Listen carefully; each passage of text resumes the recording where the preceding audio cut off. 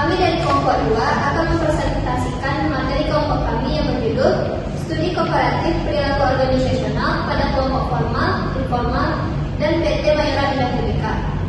Perkenalkan, saya Nela Adenosya dengan NIM 2405981 sebagai moderator dan juga pemateri pertama pada presentasi kali ini.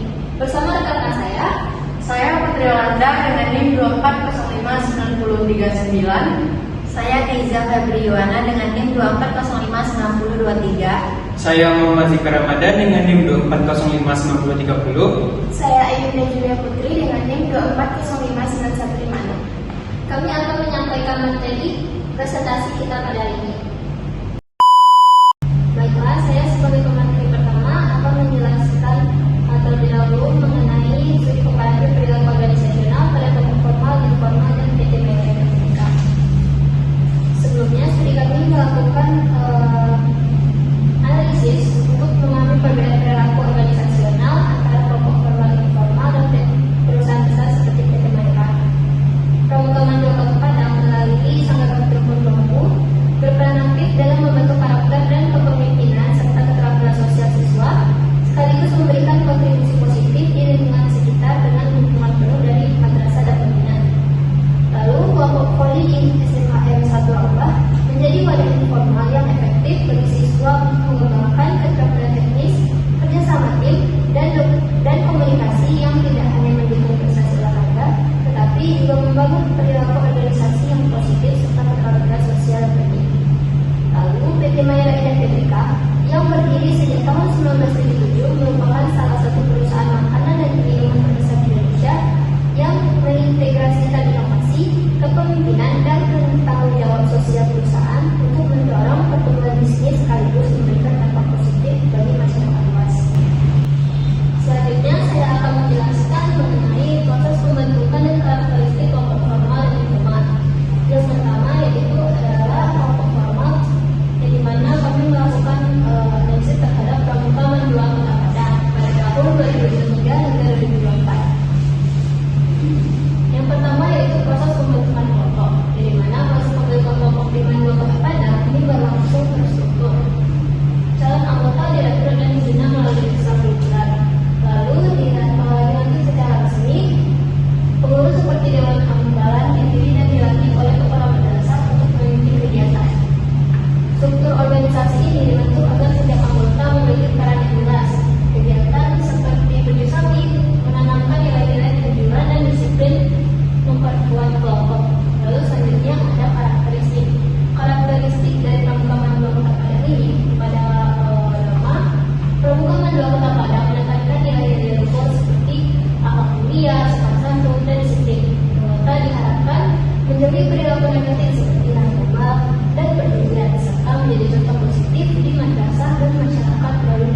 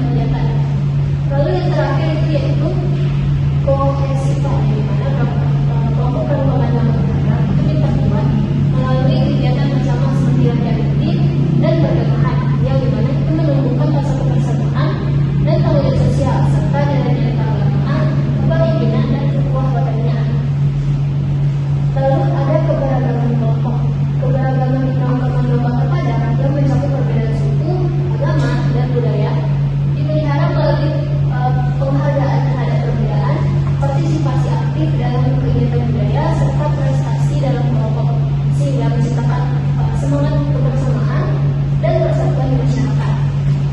Nah, seperti itu yang dapat saya sampaikan mengenai proses pembentukan karakteristik kelompok formal dan informal.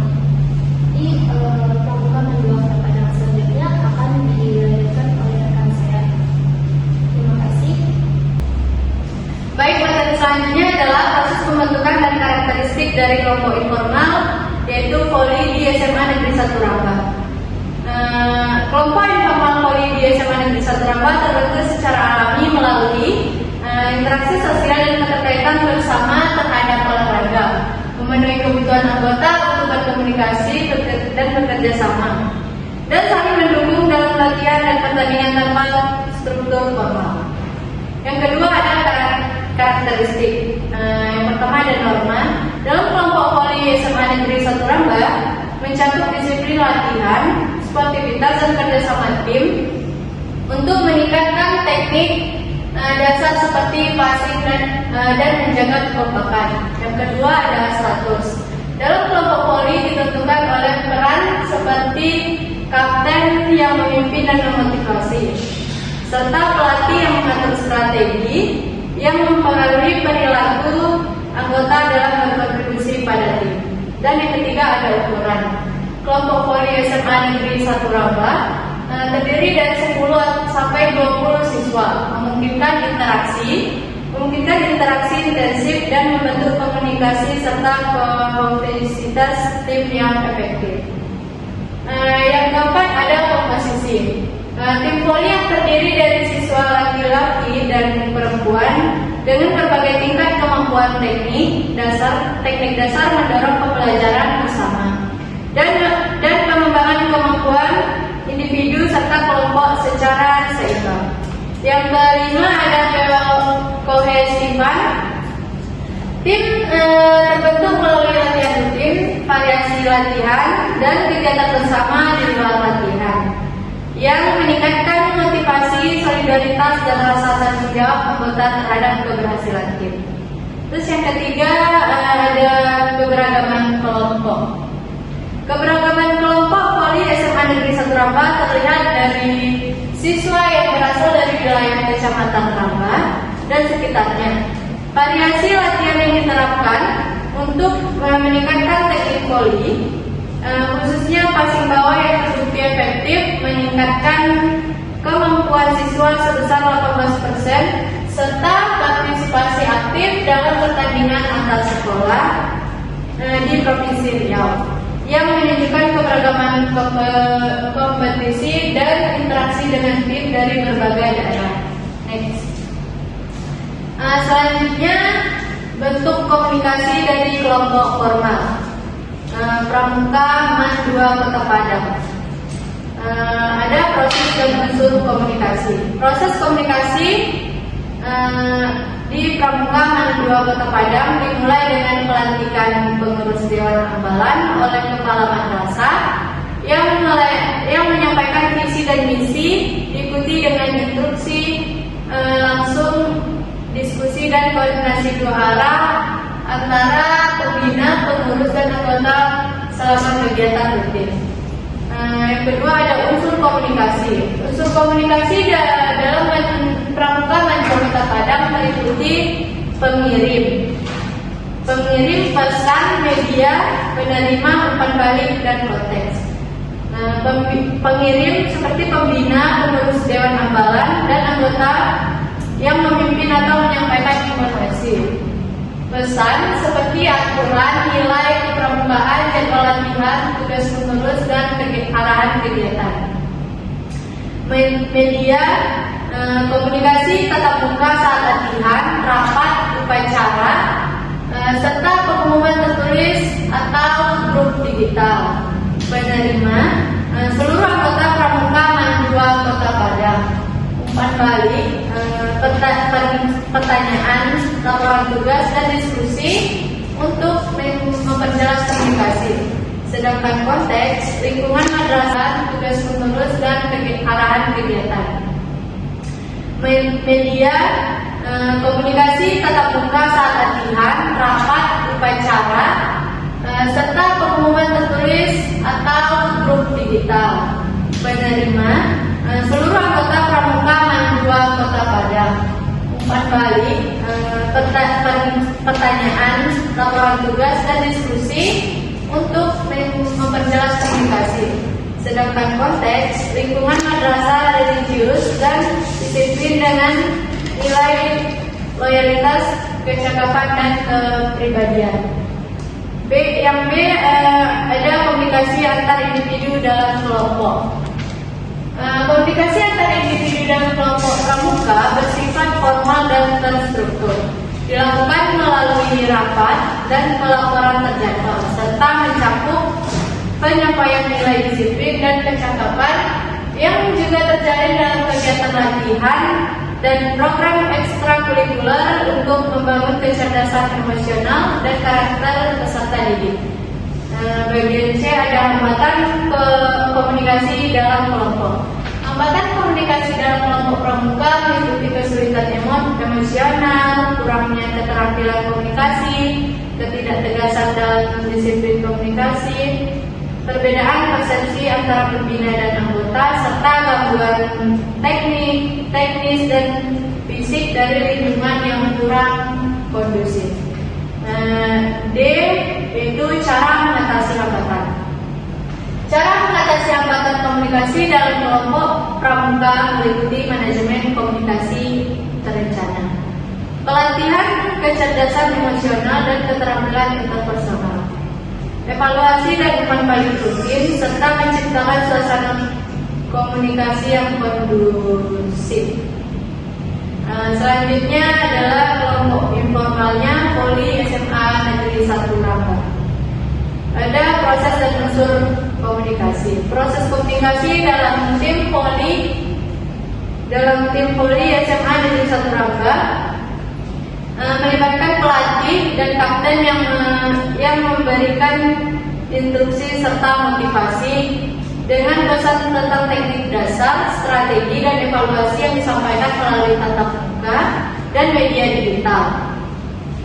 Direspon oleh anggota tim melalui umpan balik dalam konteks lingkungan sekolah yang mendukung pengembangan keterampilan poli. Selanjutnya ada unsur komunikasinya. Ada pengirim, pesan, media, penerima, umpan balik, dan konteks. Pengirim seperti pelatih dan kapten tim yang memberikan arahan, instruksi, dan motivasi. Pesan seperti teknik dasar poli, strategi, jadwal latihan, dan evaluasi kinerja. Media seperti tatap muka, saat latihan dan pertandingan, serta grup chat atau pengumuman tertulis.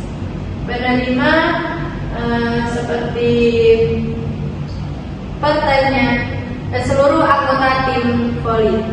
Umpan balik, pertanyaan, laporan latihan, dan koordinasi pertandingan. Sedangkan konteks seperti lingkungan SMA Negeri 1 Rangga yang mendukung pembelajaran dan pengembangan keterampilan poli. Yang B, ada komunikasi antar individu dan kelompok. Komunikasi antar individu dan kelompok poli bersifat informal dan spontan. Melibatkan interaksi langsung melalui komunikasi verbal dan nonverbal selama latihan dan pertandingan, serta diskusi untuk strategi, motivasi, dan penyelesaian masalah yang penting untuk membangun semangat kerjasama dan mencapai tujuan bersama. Yang C, ada hambatan komunikasi dalam kelompok. Hambatan komunikasi dalam kelompok poli meliputi spontanitas yang menyebabkan miskomunikasi dalam pengambilan keputusan, konflik interpersonal yang mengganggu komunikasi efektif, serta kurangnya keterampilan komunikasi interpersonal di antara anggota. Dan selanjutnya D, cara mengatasi hambatan. Cara mengatasi hambatan komunikasi dalam kelompok poli meliputi mendorong keterbukaan dan komunikasi dua arah, melatih keterampilan komunikasi interpersonal, mengelola konflik secara konstruktif, serta mengadakan pertemuan rutin untuk menyamakan persepsi dan strategi. Baik, sekian materi yang akan saya sampaikan. Terima kasih. Baiklah, saya akan melanjutkan materi ketiga, yaitu tipe kepemimpinan. Yang pertama, kelompok formal Pramuka Man 2 Kota Padang tahun 2023-2024. Yang pertama itu ada proses pemilihan pemimpin.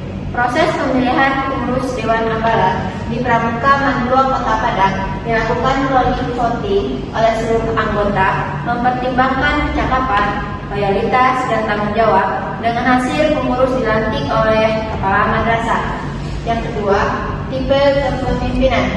Kepemimpinan dalam Pramuka Man 2 Kota Padang menekankan disiplin, karakter, dan keterampilan dengan pemimpin diharapkan menjadi contoh positif serta mengedepankan kecakapan, loyalitas, dan tanggung jawab. Yang kedua, kelompok informal, yaitu Poli Seman 1 Rambak tahun 2023-2024. Yang pertama, proses pemilihan pemimpin. Pemilihan ketua atau kapten tim voli di Seman 1 Rambak dilakukan secara internal melalui musyawarah atau pemungutan suara dengan mempertimbangkan keterampilan teknis, pengalaman, dan kemampuan pemimpin. 2. Tipe kepemimpinan. Pemilihan pemimpin dalam tim voli di Seman 1 Rambak bersifat natural dan berdasarkan kesepakatan anggota, dengan pemimpin dipilih berdasarkan kemampuan, pengalaman, atau karisma individu. Next. Materi selanjutnya, konflik dan upaya negosiasi. Yang pertama, jenis-jenis konflik. Konflik di Pramuka Man 2 Kota Padang. Konflik di Pramuka Man 2 Kota Padang dapat berupa konflik antar anggota terkait peran, perbedaan pendapat mengenai tujuan kegiatan, persaingan dalam mendapatkan sumber daya, dan perbedaan nilai antara disiplin dan pendekatan santai. Konflik di voli Seman 1 Rambak. Konflik di tim voli Seman 1 Rambak meliputi konflik antar pemain terkait strategi, kebingungan peran yang menyebabkan salah paham, konflik emosional saat pertandingan, dan masalah komunikasi saat memberi instruksi di lapangan. Yang kedua, resolusi konflik. Resolusi di Pramuka Man 2 Kota Padang. Resolusi konflik di Pramuka Man 2 Kota Padang dilakukan melalui mediasi dengan pihak ketiga, diskusi terbuka, penyusunan aturan yang jelas, dan pelatihan komunikasi serta kerjasama untuk mencegah konflik. Resolusi di voli Seman 1 Rambak. Resolusi konflik di tim voli Seman 1 Rambak dilakukan melalui tim meeting untuk membahas masalah, pelatihan untuk memperkuat kekompakan, rotasi posisi pemain untuk mengurangi ketegangan, dan pendekatan emosional untuk membantu pemain mengelola emosi. Ketiga, negosiasi yang terjadi. Negosiasi di Pramuka Man 2 Kota Padang. Negosiasi di Pramuka Man 2 Kota Padang terkait lokasi perkemahan melibatkan anggota, pemimpin, dan orang tua. Baik, di sini saya akan menjelaskan struktur organisasi, desain, dan budaya kerja PT Mayora Indah Tbk. Yang pertama yaitu struktur organisasi PT Mayora Indah Tbk. Diketuai oleh Dewan Komisaris yang bertugas bertanggung jawab atas pengawasan dan memberikan nasihat kepada direksi. Dewan Komisaris juga memastikan perusahaan beroperasi sesuai dengan peraturan dan kebijakan yang telah berlaku. Lalu dipimpin oleh Direktur Utama. Bertugas memimpin perusahaan dan bertanggung jawab atas keputusan yang strategis. Juga menjadi penghubung antara Dewan Komisaris dan direksi. Direktur utama juga memiliki beberapa direktur yang masing-masingnya memiliki tanggung jawab yang spesifik. Yang pertama ada direktur keuangan, mengelola semua aspek keuangan perusahaan termasuk perencanaan anggaran, akuntansi dan laporan keuangan. Yang kedua ada direktur produksi. Direktur produksi bertanggung jawab atas proses produksi dan memastikan efisiensi dan kualitas produk. Yang ketiga ada direktur pemasaran. Direktur pemasaran mengembangkan strategi pemasaran dan penjualan untuk produk perusahaan. Yang keempat ada direktur sumber daya manusia. Direktur sumber daya manusia juga mengelola semua aspek sumber daya manusia, termasuk rekrutmen, pelatihan, dan pengembangan karyawan. Yang kelima ada direktur riset dan pengembangan. Direktur riset dan pengembangan bertanggung jawab untuk inovasi produk dan pengembangan penelitian terbaru. Yang keenam ada direktur distribusi dan logistik. Direktur distribusi dan logistik mengelola rantai pasokan dan distribusi produk ke pasar. Selanjutnya ada manajer divisional. Setiap direktur mungkin memiliki beberapa manajer divisional yang bertanggung jawab atas unit dan divisi tertentu dalam perusahaan. Manajer divisional juga melaporkan langsung kepada direkturnya masing-masing. Yang terakhir ada staf pelaksana, berfungsi untuk melaksanakan tugas-tugas operasional sehari-hari dan mendukung manajer dalam mencapai tujuan divisinya. Next.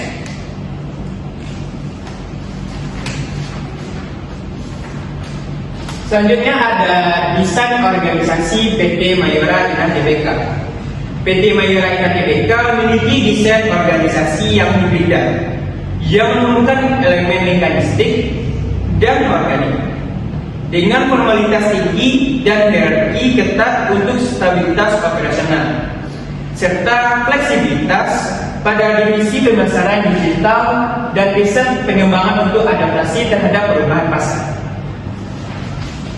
Yang ketiga ada budaya organisasi PT Mayora Indah Tbk. Budaya organisasi PT Mayora Indah Tbk mengedepankan nilai integritas, kedisiplinan, kerja keras, dan kolaborasi dengan slogan kerja adalah ibadah, yang menciptakan lingkungan kerja kompetitif namun harmonis, mendukung inovasi, komunikasi efektif, serta tanggung jawab sosial melalui program CCA. Oke, terima kasih. Baiklah, saya sebagai pemateri 5 akan menyampaikan materi yang berjudul pengaruh budaya dan perubahan yang dilakukan oleh PT Mayora Indah Tbk. Seperti yang kita lihat di PPT, PT Mayora Indah Tbk menanamkan budaya kerja kuat melalui 5 filosofi sikap. Yang pertama yaitu ringkas, rapi, basic, rawat, dan rajin. Dan 7 prinsip Mayora, yaitu yang pertama ada quality, efisiensi, inovasi, passion, dan wisdom, responsibility, confident, yang mendorong kualitas, efisiensi, inovasi, dan semangat kerja tinggi. Di mana ini budaya ini memperkuat solidaritas dan loyalitas karyawan,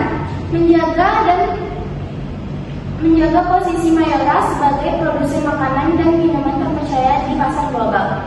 Selanjutnya yaitu faktor budaya organisasi yang meliputi visi misi perusahaan yang fokus pada daya saing dan inovasi.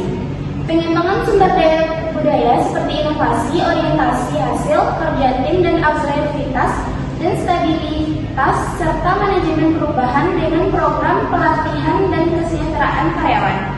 Budaya kerja terstruktur diatur lewat nilai, perilaku dan peraturan perusahaan untuk meningkatkan motivasi dan kinerja. Next. Selanjutnya yaitu budaya nasional dan lokal.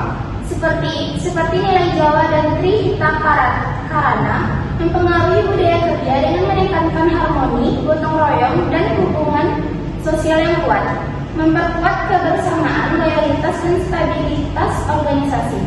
Gotong royong tercermin dalam kerja tim solid yang mendukung produktivitas dan suasana kerja menyenangkan.